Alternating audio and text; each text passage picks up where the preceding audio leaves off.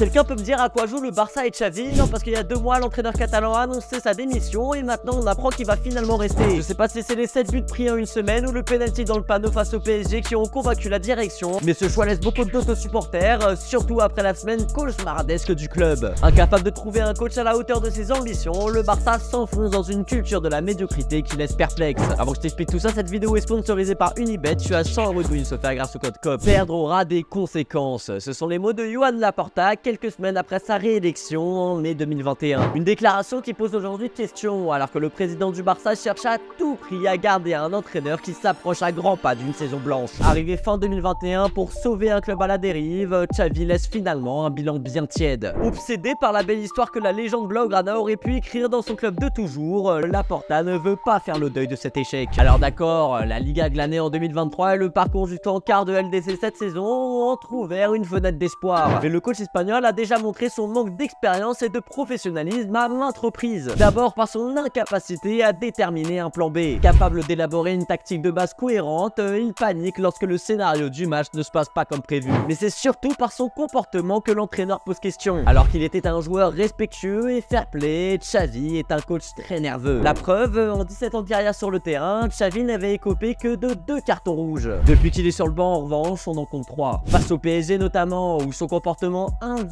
d'un grand club lui a valu une expulsion. Au-delà du mauvais message envoyé à ses joueurs, Xavi les a lâchés en plein match alors qu'ils étaient à 10 face à un adversaire redoutable. Bref, Xavi n'était pas prêt du tout à sauter dans le grand bain. Le Catalan s'est tout simplement confronté à la réalité du football européen. Proposer du beau jeu à Al Sadd au Qatar était peut-être facile, mais la pression, les demandes et le niveau en Europe sont bien différents. Et en faisant confiance aveuglément à un coach aussi jeune, le FC Barcelone joue à un jeu très dangereux. Sa probable prolongation pour la saison prochaine montre les défaillances du projet de Joan Laporta, dont la planification sportive semble aujourd'hui vide. Tout comme son entraîneur, le président blaugrana n'a jamais eu de plan B et se retrouve aujourd'hui dos au mur. Malgré un effectif de qualité, le Barça stagne aujourd'hui par le manque d'un entraîneur au niveau de l'équipe mise en place. Et toi, qu'est-ce que tu penses de Xavi au Barça? Est-ce que tu souhaiterais le voir rester? Dis-le moi en commentaire. Si la vidéo t'a plu, tag 2 potes à toi pour savoir quel entraîneur il voudrait pour le Barça la saison prochaine.